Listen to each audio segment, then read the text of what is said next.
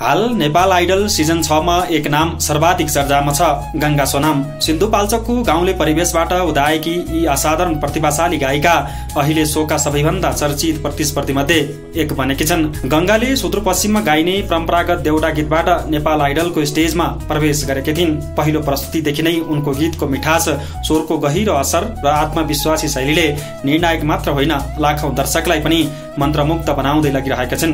दाँतै तिम्रो झारिदेउला, नाचिस्काउ है मारिदेउला जस्ता गीतका भिडियो क्लिपहरू युट्युब, फेसबुक, टिकटक लगायतका सामाजिक सञ्जालमा अत्यधिक भाइरल बनिरहेका छन्। उनका प्रस्तुति शैली, बोलीको मिठास र सरल स्वभावले दर्शकमाझ उनी झन झन लोकप्रिय बन्दै गइरहेका छन्। निर्णायकहरूले पनि गंगाको गायन शैलीलाई अर्गानिक र हृदयस्पर्शी भन्दै खुलेर प्रशंसा गरिरहेका छन्। यति मात्र होइन, उनी नेपाल आइडलको विजेता बन्ने प्रमुख दावेदारका रूपमा स्थापित हुँदै गएकी छन्। धेरै दर्शकहरूले गंगालाई सिजन 3 की चर्चित गायिका रचना रिमालसँगको यात्रासँग तुलना गर्दै सम्मान सफलता हासिल गर्न संकेत देखिरहेका छन्। संगीत समीक्षकहरूका अनुसार गंगा केवल गायन क्षमतामा मात्रै नभई प्रस्तुतिका हिसाबले पनि अब्बल छिन्।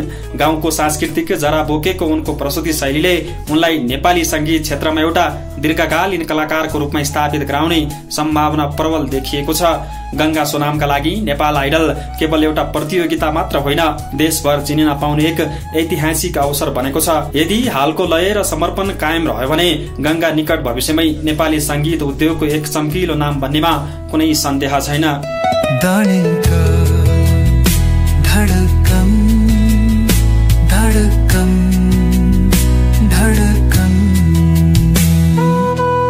धडकन खबर.com रोचक सफर सत्य खबर।